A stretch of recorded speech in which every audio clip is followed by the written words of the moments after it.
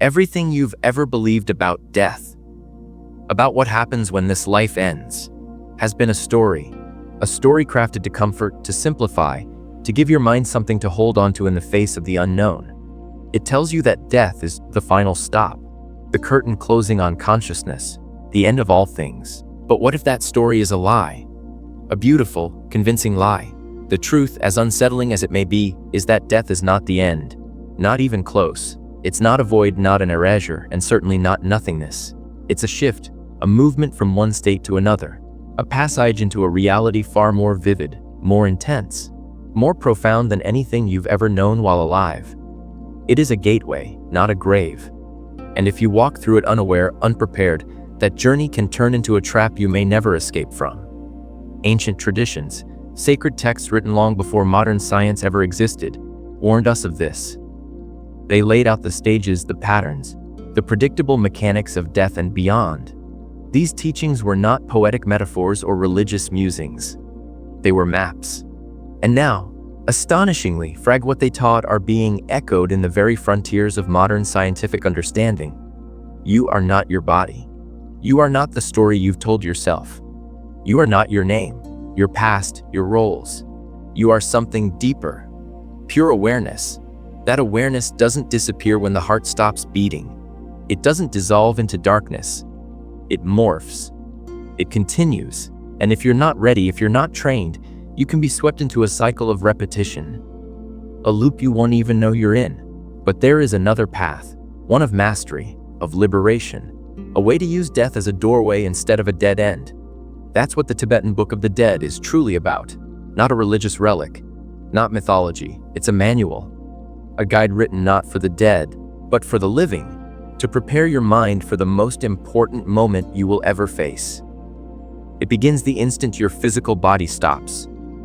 Your breath halts, your heart ceases to pump, and what we call you seems to vanish. But that's only the surface. Behind that stillness, your consciousness awakens to a deeper layer of reality, a layer you've never consciously accessed before. The Tibetans called this the Chikai Bardo, the initial stage of death. This is when the illusion of life, this world you thought was real, shatters. Your body may be motionless, but your awareness is more alive than ever.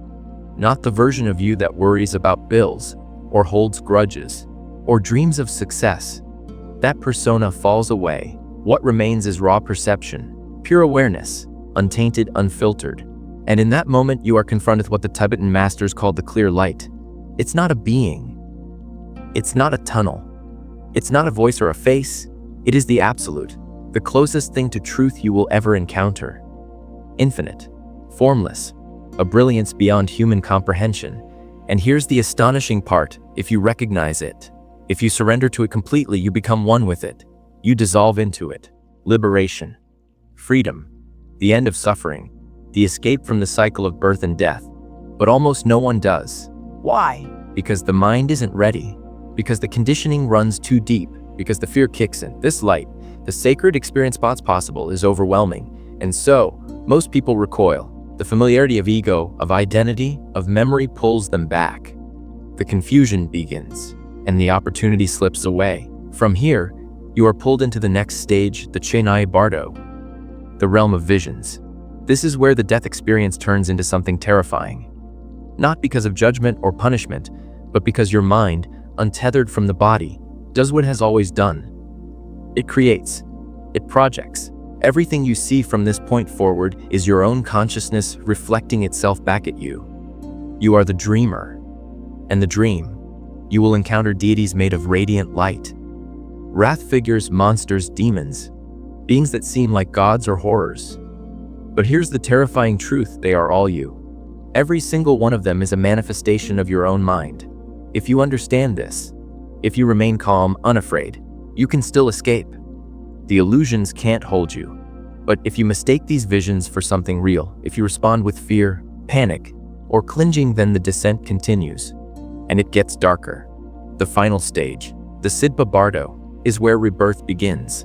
The mind, desperate to stabilize, begins searching for a new form, a new identity, a new life to attach to.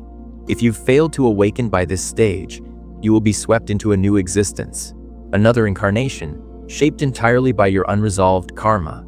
Your attachments, your fears, your desires, all the things you never let go of will drag you back into a new life, with all the same suffering, all the same blind patterns. This cycle is what the Tibetans called samsara, endless rebirth. And most people go through it endlessly, unaware they even had a choice. They live blindly, they die blindly, and they are reborn into ignorance once more. Because the greatest secret of all is this: you're already in a bardo. Right now. This moment. The bardos aren't limited to what happens after death. They happen constantly in life. Every time you transition, from youth to adulthood, from joy to grief, from certainty to confusion, you are in a bardo, a state between what was and what will be. And if you learn to navigate these transitions now, if you learn to master your awareness here in this life, then you can prepare for the ultimate bardo, the one that comes when this body lets go. Most people ignore this. They drown in distractions. They avoid facing the deeper truths. But those who prepare, those who awaken, can use death as a doorway, a moment of true freedom. The clear light is not a metaphor. It is not symbolic. It is real. And if you meet it with awareness, it will free you. But to do that, you must start now. You must begin to observe how you respond to change, how you react to loss, how your mind clings to stories, to emotions, to identities. That same clinging is what will drag you down in the afterlife. And if you can't release it now, how will you release it then? The Tibetan Book of the Dead isn't a comforting bedtime story. It's not designed to make you feel better. It's a wake-up call, a survival guide for something most people won't even admit is coming. But it's coming. And when it does, everything you've trained for will matter. Or everything you didn't train for will decide your fate. There's more to this than can be spoken in a single breath. But let this be your beginning. The doorway has been shown. What you do now will shape what happens next. Imagine standing in total stillness. No body, no breath, just awareness. For most, this is the moment everything unravels. The collapse of all they believe to be real. You no longer have a body to anchor you, no name to respond to, no world to grip onto. But you're still there, watching, feeling, existing. And that existence, stripped bare, is more intense than anything you ever experienced while alive. This is the Chikai Bardo in full force. The first moment after death. The shock is unspeakable. You thought death was silence, darkness, a vanishing act. Instead, you find yourself engulfed in an ocean of light, clear, infinite, and incomprehensible. It's not warm, it's not cold, it simply is the clear light. And in this sacred instant, you have a choice. You can merge with it, dissolve into it, and transcend the endless wheel of rebirth. Or you can hesitate. Most people do. They recoil. The mind, conditioned by a lifetime of identification with form, refuses to let go. The ego screams for familiarity. Where's the body? Where's the voice? Where are the memories, the loved ones, the identity I spent my life constructing? Gone. All gone. And yet, what remains is more real than all of it. But you don't recognize it because you've never seen it before. Or maybe you did. Once in a dream, once in meditation, once in the silence between thoughts. But you forgot. And so fear begins to creep in. Confusion sets in. The clear light fades. This is the moment the descent begins. Not because someone drags you down, not because you've sinned or failed, but because your own mind cannot yet surrender. And so you fall. Not down, not physically. You fall into yourself, into your own mind, into the swirling visions and projections that now take shape around you. Welcome to the Chonai Bardo, the realm of illusion, of inner landscapes turned outward, of your psyche made into worlds. Here, your consciousness paints entire realities using the palette of your karma. Every unprocessed emotion, every suppressed memory, every belief you clung to in life is now the architect of what you see. And what you see can be beautiful, terrifying, heavenly.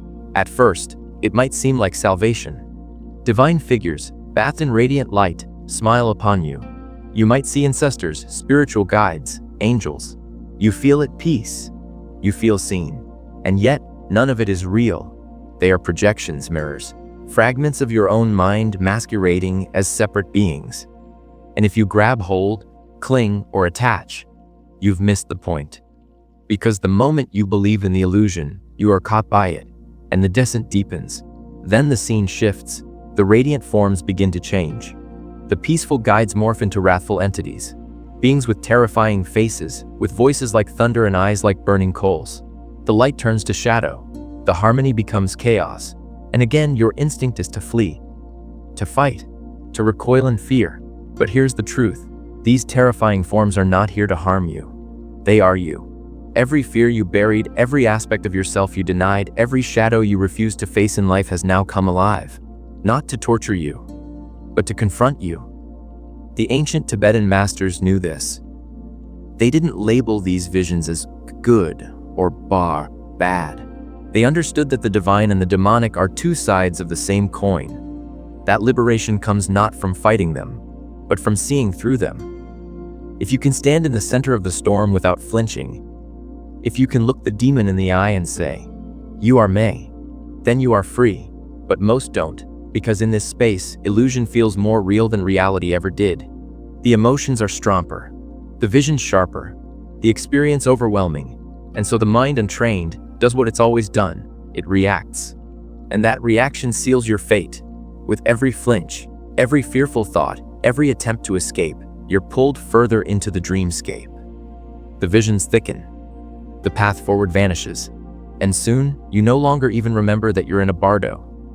You think this is reality. This is the true trap. Not some external force punishing you. Not a divine being judging you. But your own inability to see that you are dreaming. And so the journey continues. Now, your awareness begins searching. It's lost in its own creation. It longs for something to hold on to. It wants form again, identity, sensation. That desire becomes a force, a gravitational pull. And that pull begins to drag you towards something new, rebirth. This is the Sidpa Bardo, the final stage, the last doorway, the point of no return. Here, your karma, the energetic residue of everything you've done and felt, becomes your compass. But it doesn't lead you to freedom. It pulls you into another life, a new body, a new identity, a new cycle. And the worst part, you won't remember any of this. You'll be born again just as before, with no memory of the realms you just passed through, no memory of the light, no memory of the chance you had to wake up. The slate will be wiped clean, and you'll start again, crying your first breath into a world that feels strangely familiar, haunted by longings and fears you don't understand, drawn to people and places with no idea why. Because the truth is, you've been here before, many times, more than you can count. This isn't your first death. It's not your first life. You've cycled through this pattern over and over, endlessly. Each time forgetting, each time getting caught. The ancient teachings weren't exaggerating. They weren't speaking in riddles. They were describing this moment, this spiral, as clearly as they could, hoping someone, anyone, would remember before it was too late. Because the only way out is to wake up, to recognize the illusion while you're still inside it, to stop believing the stories your mind tells you about who you are, what to fear, what to chase, to see that the bardo is not a punishment, but a mirror, and that the only thing you are ever truly facing is yourself. Now pause, breathe, let this settle, because this isn't just about death. You're already in a bardo right now. Think about it. Every moment of transition in life, every time you lose something, change jobs, end a relationship, move to a new phase, is a mini death. A letting go of one form and a movement into another.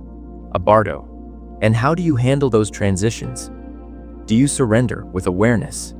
Or do you resist, grasp, panic? Whatever you do in life, you will do in death. There is no magical transformation when your body drops. The same patterns you carry now will shape your journey beyond. So the time to prepare is not in your final moments. It's now. Every fear you confront, every illusion you see through, every layer of identity you shed now. That's the training. That's the preparation.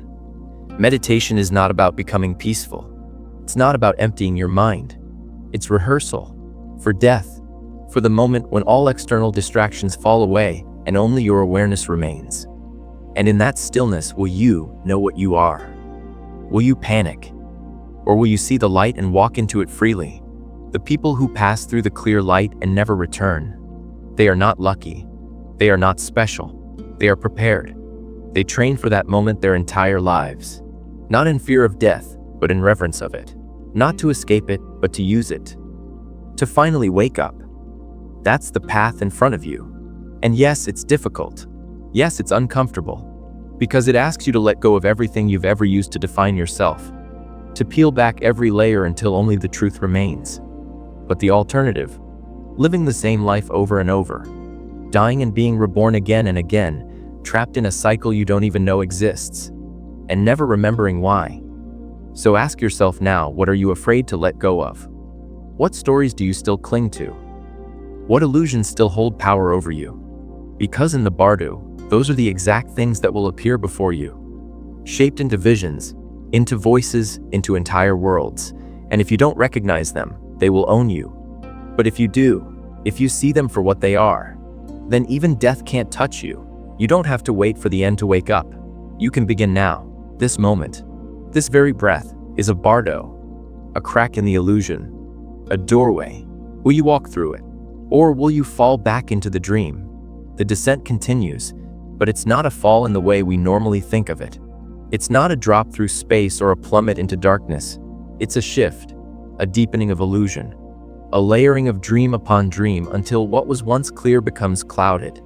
The mind, no longer anchored to the physical, begins spinning entire realities from memory, fear, and desire. And just like in a dream, you forget that you're dreaming. This is the Chennai bardo in full bloom, the bardo of visions, of inner content turned outward. And it is here, right here, where most become trapped. Not by force, but by familiarity, by the comforting pull of what they think is real. The mind, trained for decades to seek meaning in form, now does what it has always done. It creates stories. The first visions are often beautiful. Celestial landscapes, divine music, radiant beings. You may see deities you've prayed to, ancestors you've mourned, or beings of light offering what feels like love and peace. It feels like you're being guided, welcomed home. But this, too, is the trap. Because these figures, these places, these feelings, they're not coming to you. They're coming from you. They are projections. Not illusions in the sense of being fake, but illusions in the sense that they are reflections of your own consciousness. They're echoes of your beliefs, your longings, your stories. The mind is creating a reality for itself. And if you cling to it, believe in it, try to stay within it, then you become embedded in the pattern. You fall deeper into the dream. The Tibetan masters warned of this.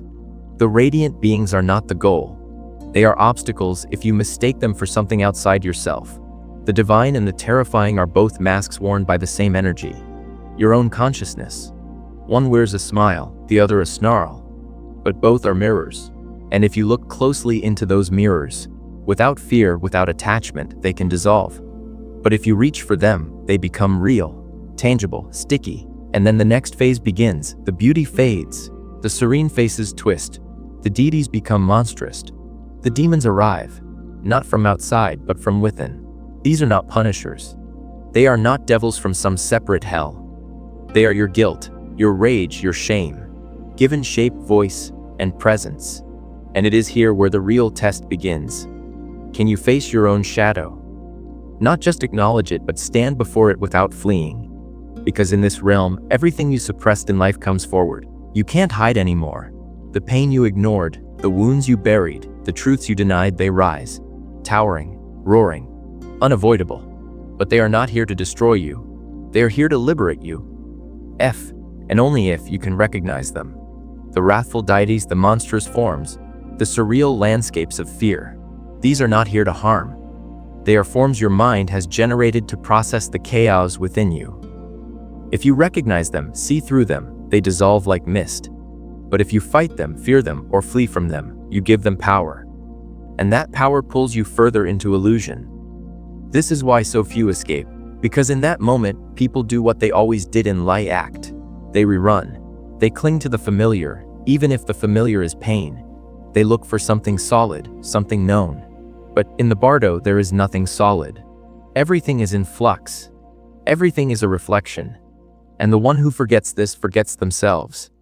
Eventually, after countless visions, both beautiful and terrifying, something inside you begins to crave stability again. That craving becomes a force, a magnet.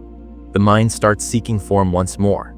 A place to land, a body to enter. This is the bardo, the final stage before rebirth, and this is where the most subtle illusion takes root. You begin to feel like you again. Not the vast awareness of the clear light, not the witness to projections, but the you. You thought you were in life. The identity creeps back in. The roles, the preferences, the desires, the mind, trying to rebuild what it lost, starts creating a self. And that self is now looking for a world to enter. Not consciously, instinctively, magnetically. This is the moment where rebirth begins, not as a choice, but as a pull. A gravitational force powered by karma. Everything you didn't resolve in life, your desires, your attachments, your fears, they now shape the kind of life you will be born into. If your last moments were filled with craving, you'll be born into a life of endless wanting. If they were filled with fear, you may enter a life surrounded by danger or confusion. If they were filled with ignorance, your next life may blind you even further to the truth. And here's the most disturbing part, you won't remember any of it. The moment you're reborn, the slate is wiped. The dream resets. You cry your first breath not knowing that you've lived 1,000 lives before. That you had the chance to escape and missed it. And so the cycle continues. But you don't have to wait until death to see this cycle. You're in it now. Every moment of fear. Every time you fall back into old patterns. Every time you react without awareness. That's karma pulling you. That's the same momentum that guides your rebirth. The Tibetan Book of the Dead was never just about dying. It was about waking up, now. Because if you can wake up here in life, then you won't be fooled there, in death. Think about how you handle transitions. Not just death, but endings of any kind. The end of a relationship, the loss of a job, the death of a dream. How do you respond when the ground beneath you shifts? Do you panic? Do you cling? Do you seek the familiar? Or do you pause, breathe, and watch? That habit of watching instead of reacting is everything. That is the practice. Because in the bardos there is no time to learn. You will act according to your training. And if you have not trained your mind to remain still, to see through illusion, to recognize projections, then you will be swept away. But if you have trained, if you faced your fears, seen your shadows, let go of your stories, then when the visions come, you will not be fooled. You will see the radiant deity and the terrifying demon and know that both are masks. You will see the clear light and recognize it, not as something foreign, but as something familiar. You will remember, and in that remembering you will dissolve, not in destruction, in liberation. The ones who escape the cycle are not lucky. They are practiced. They are the ones who looked death in the eye while still alive, who saw every loss, every ending, every shift as a preparation, who used life itself as the training ground for freedom. And this can be you, but it begins now. Not when you're older, not when you're dying. Now, because this life, this one you're living right now, is a bardo. You are between what you were and what you will become, between ignorance and awakening, between illusion and truth. And this moment, this breath, is the moment you choose which direction to go. The cycle doesn't end unless you end it. No one will save you. No one will come, because there is no one else. There is only you, the awareness, the watcher, the one who never dies. And if you can rest in that, even for a moment, then you've already taken the first step toward freedom. The bardo is not a place. It's not a punishment. It's not even a passage, it's a mirror. What you see there depends on what you've carried here. So if you want to change what happens after death, you must change how you live now. Let go. Watch your mind. Break the pattern. Because when the final moment comes, you won't be able to fake it. You will fall into whatever you've practiced. So practice stillness. Practice awareness. Practice surrender. Not as a philosophy, as a skill. Because death is not the end. It is the ultimate test. And the only way to pass is to remember who you really are. By the time you reach the bardo, something fundamental has already shifted. The clear light has come and gone. The radiant visions have passed. The monstrous reflections of your inner fears have surged and faded. And now, in this strange stillness, the mind begins to do what it always does. It reaches. It grasps for a new identity, a new form, a new story to anchor itself to. You are no longer floating in the formless infinite. You are being pulled, not by chains, not by some external punishment or divine command, but by yourself. More specifically, by your karma, the sum total of your unexamined actions, thoughts, emotions, and attachments. The parts of you that never fully let go. That gravitational force becomes overwhelming. You don't even realize you're being drawn in. You simply begin to feel the desire to exist again. The yearning for a body, for touch, for sound, for form, for anything to escape this drifting. This is rebirth, but not in the poetic, sanitized way people often imagine. Not as a conscious choice between options. Not as a soul sitting down and selecting parents from a menu. Rebirth is a magnetic reaction. It is what happens when awareness is still tangled in identity, desire, and ignorance. And so, the mind, desperate for something solid, follows the pull. You begin to see visions again. But these are different. You see doorways, paths, tunnels, or even couples in the act of conception. These are not symbols. They are literal portals into new lives. And each one resonates with a certain frequency.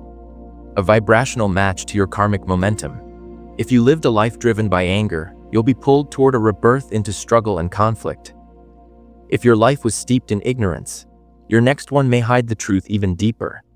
If you were consumed by desire, you may enter a life of constant longing, always chasing, never arriving.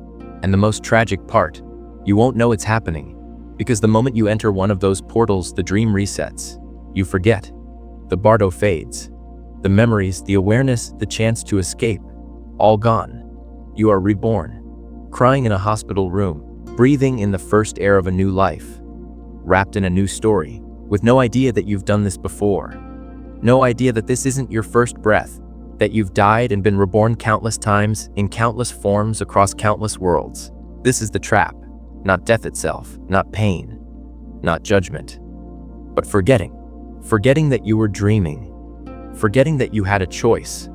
Forgetting that this cycle is not the natural order of things. It is a loop that persists because you never stop to see it. The Tibetan Book of the Dead isn't trying to scare you. It's not a book of gloom. It's a wake-up call, a reminder that the freedom you seek doesn't arrive at the end of life. It begins the moment you choose awareness over reaction. Because this isn't just about what happens after you die. This is about what happens before. It's about how you live now. Right now. Every habit you reinforce, every emotional pattern you let run unchecked, every belief you swallow without question. These are the seeds of your next life. The Bardo teachings say it clearly: you are not born into a body randomly. You are born into your own momentum. You inherit the consequences of your own mind. And not as punishment, but as an opportunity. Each life you live is a reflection of what you couldn't release, and the cycle continues until you see through it. So the question is not, what happens when I die? The question is, am I awake now? Are you? Look around at your life. How much of it is chosen? How much is habit? How often are you simply reacting, not responding? How often do you believe something is because it's familiar? The same unconsciousness that controls your life will control your death. That's the hard truth. If you can't see through illusions now, when you still have the gift of time, the guidance of teachers, the power of choice, how will you do it when your body is gone? When your senses are overwhelmed, when your mind is painting entire worlds around you? That's what the Tibetan teachings urge you to confront, not in theory, in practice. Because the bardos aren't afterlife realms. They are states of consciousness, and you pass through them every day. When you lose a loved one, when you change careers, when a belief you held for years crumbles in an instant. These are mini deaths, little dissolutions of the self, and each time, you are given the chance to respond differently, to release instead of cling, to observe instead of panic, to wake up instead of fall asleep. The truth is, the bardos are everywhere.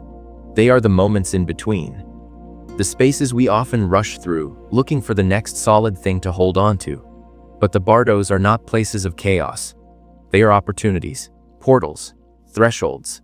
And if you can stay awake in them, if you can recognize the illusion in real time, then you are practicing for the final transition. You are preparing. You are cultivating the only thing that will matter when the time comes to awareness. Because when the moment of death arrives, there is no time to scramble, no time to research, no time to ask for guidance. You will respond the way you've trained yourself to respond. And that training starts now. It starts with meditation, not as an escape, but as a laboratory for the mind, a place where you learn to watch without reacting, to sit in the storm and remain still, to see the swirl of thoughts, feelings, memories, and projections for what they are, impermanent phenomena. It starts with letting go, not in theory, but in action, practicing detachment from the roles you play, the identities you wear, the expectations that define you. Not because those things are bad, but because they are temporary, and it starts with honesty. Radical, ruthless honesty. Are you living your truth, or are you living a version of yourself shaped by fear, by conditioning, by the need to be accepted? Because if you are not free now, you won't be free then. You can't fake awakening. You can't cheat the process. The bardos will meet you exactly where you are, not where you pretend to be, not where your ego wants to be, exactly where you are. And what you haven't faced in life will appear in death. Amplified, exaggerated, impossible to ignore. So face it now, whatever it is, your grief, your anger, your shame, your loneliness, bring it out into the look at it. Let it be seen, let it be felt, let it be processed. Because if you don't, it will follow you. Not as a ghost, but as a gravitational force dragging you into another life built on the same foundation of avoidance. This is the gift the Tibetan Book of the Dead offers you. Not fear, but freedom. Not superstition, but clarity. It says, here is the map. Study is the now, while you still have time. Most people won't. They'll say it's too complicated, too mystical, too far removed from everyday life. But what's more everyday than death? What's more universal? What could be more relevant than the one moment every single person, without exception, will face? The difference is not in whether death comes. The difference is in how you meet it. Some go kicking, screaming, resisting every step. Others go quietly, but unconsciously, lulled into sleep by illusion. But a few, just a few, go with eyes wide open. They see the light and do not flinch. They feel the illusions arise and do not believe them. They feel the pull of rebirth and let it pass. And in that moment, they are free. Not because they were special, but because they prepared. Because they lived differently. Because they woke up before it was too late. You can do the same. The question is, will you? The idea that you can somehow figure it all out in your final moments is the greatest illusion of all. We like to think we'll have clarity when the time comes. That will rise to the occasion. That when death arrives, we'll suddenly become wise, peaceful, enlightened. But that's not how it works. You don't magically become someone else just because your heart stops beating. You become more of what you already are. If you've spent your life running from discomfort, you will run in death. If you've lived reactively, lost in emotion, clinging to identity, addicted to distraction, that same pattern will be magnified in the bardo. The only difference is in death, there's no body to slow it down. There's no physical limitation. Your mind becomes your world. And the mind, left untrained, is not a safe place to get lost in. This is why the Tibetan teachings emphasize preparation. Not in the way modern society thinks of it. Not preparing your will, your funeral, your estate, but preparing your awareness. Your ability to remain still, to remain lucid in chaos, to recognize illusion while standing inside it. This kind of preparation takes time. Discipline. Honesty. It begins with understanding that your entire life is practice. That every moment of irritation, grief, joy, and uncertainty is a chance to rehearse the ultimate transition. Because if death is the moment where your mind becomes the architect of your experience, then the work of liberation begins with learning how your mind works now. Start by noticing how often you believe your thoughts. A thought arises, I'm not good enough, or I'll never be happy, and instantly you react. You feel the thought as if it's truth. You live inside it. You become it. But what is a thought? Just an impulse. A ripple. A momentary flash across the sky of awareness. It is not you. And yet, your entire life has been shaped by thoughts like these. You've built an identity out of them. Made decisions because of them. Loved and hated, succeeded and failed, all because you believed a voice in your head. Now imagine what happens when that voice is no longer tethered to a body. When there's no external world to ground it. When every single thought instantly manifests into form, into a scene, a face, a sound, a realm. That's the bardo of visions. And if you haven't learned to see thoughts for what they are, temporary, impersonal phenomena, then, in death, they will become your prison. But if you have trained, if you've sat with your thoughts long enough to know they don't define you, if you've watched them arise and pass like clouds in the sky, then in the bardo, you will not be fooled. You'll see the monstrous deity emerge before you, and you'll know it's just energy, just karma playing out, just a shadow asking to be seen, and you will walk right through it. That's not fantasy, that's not mysticism, that's a skill. One cultivated slowly, patiently, in the moments no one else sees. The moments when you pause before reacting. The moments when you breathe through discomfort instead of fleeing it. The moments when you choose stillness over stimulation. These are not spiritual gestures. They are survival training for the afterlife. And the Tibetan masters knew this better than anyone. Their monasteries were not just places of worship. They were laboratories for the mind. Their rituals were not empty tradition. They were coded instructions for awareness. Their meditations were not escapes. They were rehearsals. Because they understood when the moment comes, you won't get another chance. There is no pause button, no time to reflect, no time to suddenly remember what you read or believed. You will either recognize what is happening, or you won't. And that recognition is everything. But here's the good news: it begins now. Right now. With the life you are already living. The doorway to awakening is not somewhere far away. It's in the next breath, the next thought, the next reaction. Each moment is a test. Each moment is a mirror. And the work is simple. Not easy, but simple.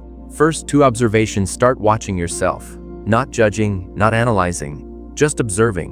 Notice how your mind pulls you in 1,000 directions. Notice how quickly fear hijacks your thoughts. Notice how often you react without awareness. That's the untrained mind. And it is not your enemy, it is your teacher. Every distraction is a lesson. Every fear is an invitation. Every trigger is a doorway into understanding. Second, letting go. Not in the surface level way people talk about, moving on, or forgiving. But in the deep, radical way of surrendering attachment. Letting go doesn't mean becoming passive. It means recognizing what you can't control and releasing your grip on it. It means seeing how tightly you hold on to your identity, your role, your reputation, your self-image, and asking, who would I be without this?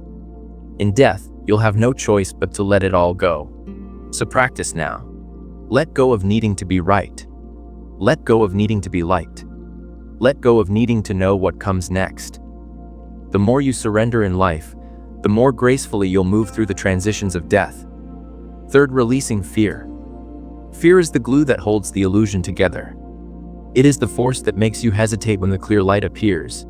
It is what makes you believe the projections in the bardo are real. And it is what pulls you back into rebirth, again and again and again. But fear only has power over you when you avoid it. The moment you face it directly, it begins to dissolve. So turn toward your fear, not recklessly, but curiously. Ask it what it's protecting. Ask it what it wants you to see. Behind every fear is a part of you asking to be seen. And when you finally stop running, when you meet that part of yourself with compassion, you free it. And in doing so, you free yourself. Fourth, awareness, the most important of all. Awareness is not thinking. It is not analyzing or solving or striving. It is simply being present. It is the part of you that notices without clinging, that watches without needing to fix, that remains still while everything else moves. Awareness is the key to everything, because awareness is who you really are. Not the thoughts, not the emotions, not the body or the name or the history. You are the awareness behind it all. And the more time you spend resting in that awareness, the more natural it becomes. So when death comes and your identity begins to dissolve, you will not panic, because you will remember. You will remember you were never the identity to begin with. You were the witness. And that witness does not die, it simply returns to itself. This is the final truth the Tibetan Book of the Dead wants you to understand. You are not here to escape death. You are here to master it. And mastery does not come from practice, from humility, from radical, everyday awareness. And yes, almost no one does it. Because this path is hard. It asks you to go where others won't. to feel what others numb, to question what others accept without thought. But it is worth it, because the reward is not just peace in death, it is freedom in life. The ability to move through this world without being trapped by it, to lose and not crumble, to change and not panic, to love without clinging, to live without fear. That is true freedom. And that freedom is what prepares you for death. Because when the moment comes, when your breath slows, when the world begins to blur, when the body no longer responds, you won't resist, you won't flinch, you won't beg or bargain. You will simply remember. You will remember that you've prepared for this, that you've seen through the illusions, that you've practiced letting go. And when the clear light appears, not as a figure, not as a place, but as the raw essence of being, you won't hesitate. Effortlessly, joyfully, completely. And that is liberation. Not a place, not a reward, a state of consciousness beyond grasping, beyond identity, beyond time, a return to the source, the end of the cycle, the death of death itself. And it all begins now, with this moment, with this breath, with this choice. There's a reason most people never break free. It's not because the door to liberation is locked. It's because they don't even see the door as there. They're not imprisoned by force. They're imprisoned by comfort, familiarity, distraction. The soft walls of illusion they mistake for safety. That's how the cycle sustains itself. Not through cruelty. Through unconsciousness.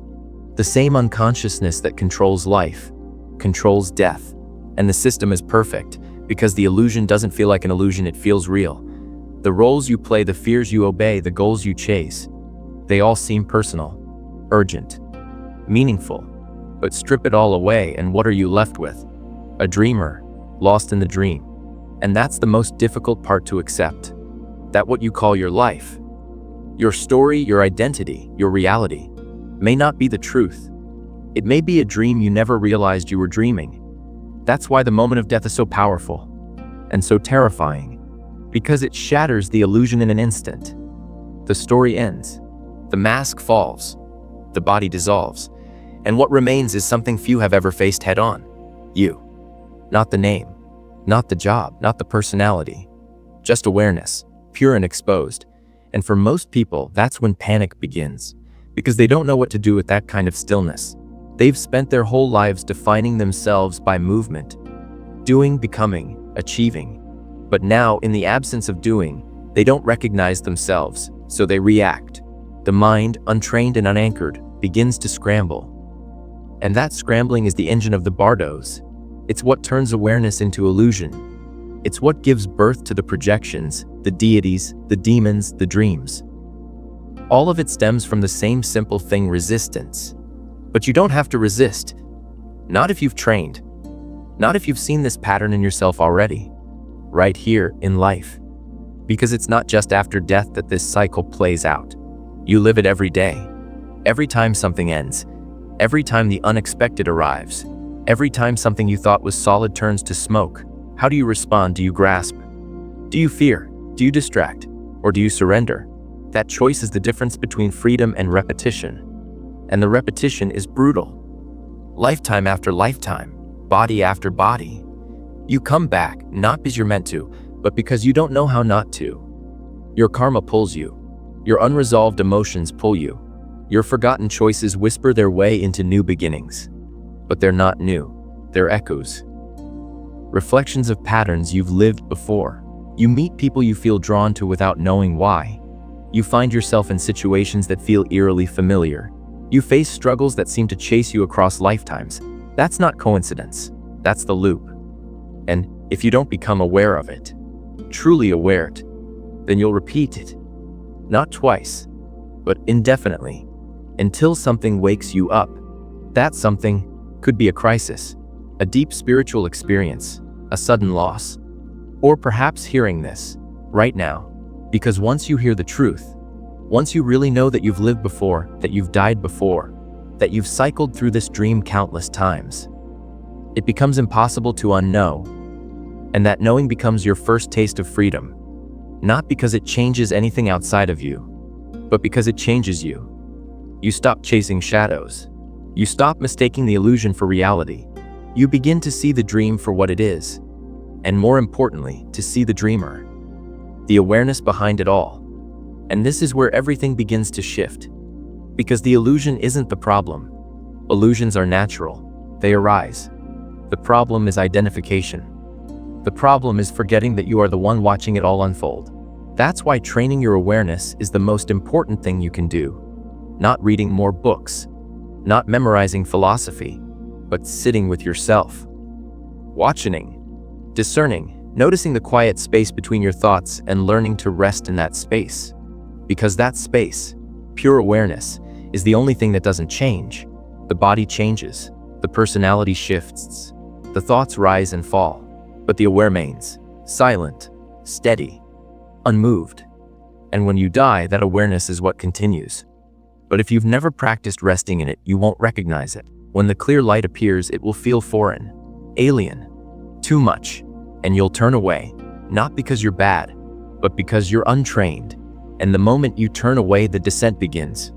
The projections start, the confusion builds, and the mind starts creating reality again, just like it did in life. So the only solution is to stop waiting for death to do the work for you. To realize that your opportunity is now. Every moment is a rehearsal, every emotion a teacher, every attachment a lesson. Because here's the most sobering truth of all, you've probably been close to liberation before.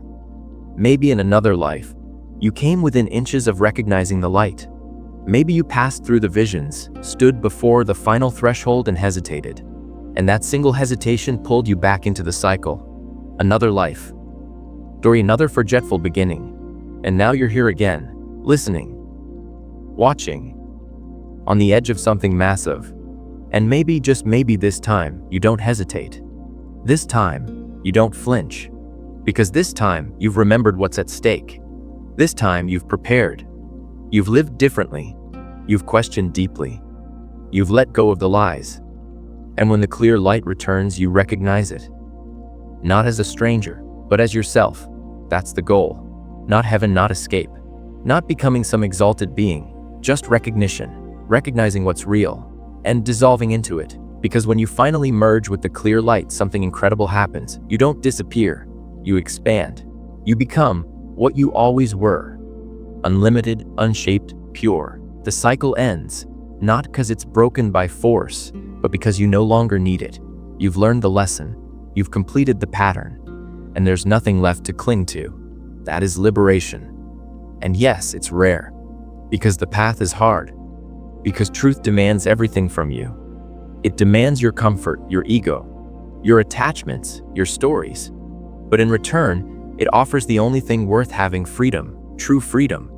Not freedom to do whatever you want. Freedom from the illusion that you ever needed anything at all. And once you taste that, once you even glimpse it, your life will change. Not because the world is different, but because you are.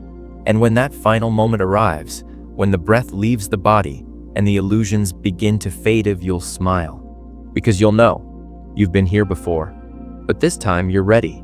This time you see clearly. This time you walk through the bardo awake. So now we arrive at the end. But of course, Eve, it's not really the end. Not in the way you were taught. Not in the way your mind once imagined. There is no final curtain, no absolute full stop, no moment where everything just fades into nothing. That was the first lie. Death is not the end. It's a mirror. And if you stand before that mirror unprepared, unaware, unwilling to see what's looking back, you don't pass through it. You repeat it. You're sent back into another beginning, another life, another identity, another cycle. Not because you're being punished, but because you didn't recognize what was happening. You didn't see the illusion. You didn't remember that you were dreaming, and so the dream continues. You wake up in a new body, a new story, a new role to play. No memory of where you came from or how many times you've been here before. But somewhere inside, deep a question lingers. A whisper, a strange, haunting sense that something isn't quite right. That this has happened before. And it has. It always has. Because this isn't your first time dying. It's not your first time passing through the bardos. It's not your first time forgetting. And if you don't wake up, truly wake up, then it won't be your last. That's what the cycle is. A perfect trap. Not because someone built it to imprison you, but because your own mind is so good at convincing you that illusion is reality. That form is truth. That ego is self. But illusion cannot hold you if you see it. That's the secret. The moment you recognize what's happening, whether in life and death or in the space between, it loses its grip. And in that space, something incredible becomes possible: liberation. Freedom from the wheel. Freedom from the repetition. Freedom from the stories, the suffering, the identities you've clung to for lifetimes. The Tibetan Book of the Dead doesn't promise paradise.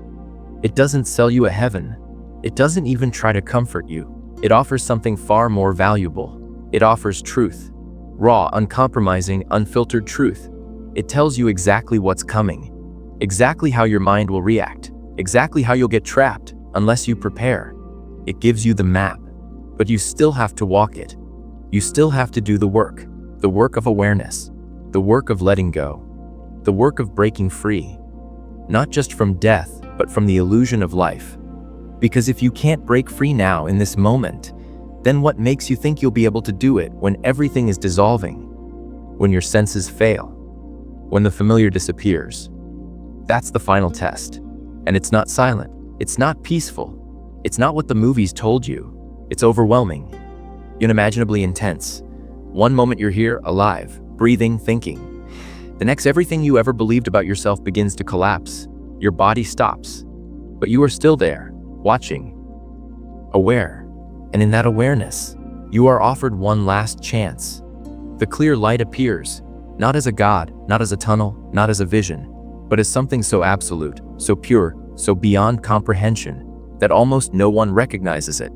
But if you surrender completely, without resistance, without fear, without clinging to anything, you dissolve into it, not as an ending, but as a return, the return to what you've always been, beneath the layers of illusion. And if you miss that chance, the mind begins its game. It does what it has always done. It creates. It pulls from memory, emotion, desire, fear, and weaves an entire world.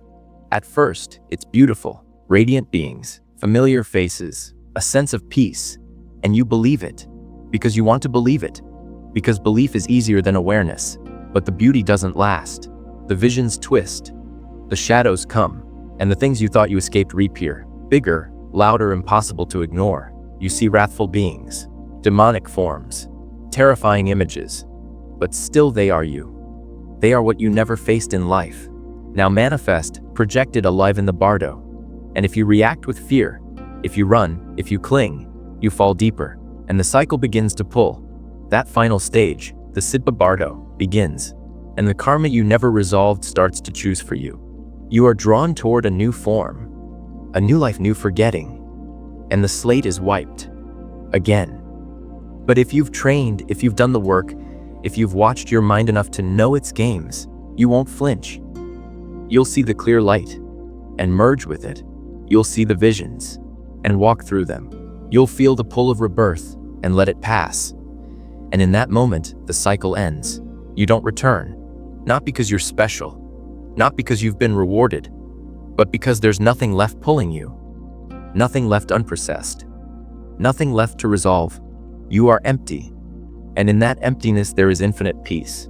That's the goal, not immortality, not reincarnation, not some perfected version of your current self, but the ending of illusion, the recognition of what's always been true, that you were never the mask, never the story, never the name or the title or the struggle. You were the awareness behind it all, timeless, unbound. And now, as you hear these words, the question becomes real, not poetic, not abstract, real. What will happen when it's your time? Will you hesitate? Will you cling? Will you fall? Or will you remember? Will you let go? Will you walk? You don't through the door awake. You don't need to guess. You already know, because the way you live now is the way you will die. If you cling now, you will cling then. If you run from fear now, you will run in the bardo. If you seek distraction now, you will drown in illusion later. But if you can wake up now, if you can begin to train your mind to sit in stillness, to let go of identity, to watch your thoughts without believing them, to face your shadow without flinching, to live consciously, then you will carry that with you. Through the moment of death, through the clear light, through the visions, Through the pull of rebirth, you will carry awareness. And awareness is the one thing that illusion cannot hold. It burns through it. And when that final illusion dissolves, only truth remains. The question is no longer, what happens when you die? The question is, are you awake now? Because this moment, this life, is the rehearsal. The bardo is not some distant realm. You are already in it. Every shift, every loss, every ending you faced was a bardo. And how you moved through it is exactly how you'll move through death. So let this be the beginning. Let this be the moment you stop waiting. Stop avoiding. Stop pretending you have time. Because you never did. But you do have this breath, this moment, this awareness. And that is enough. Begin there. Begin up. And when the time comes, you won't fall, you'll rise. And when the clear light appears, you'll remember. And when the illusions come, you'll see through them. And when the cycle pulls, you'll let go. And in that letting go, you will be free. Not someday, not after 1,000 lifetimes. Now, because now is all there ever was. And now you are ready.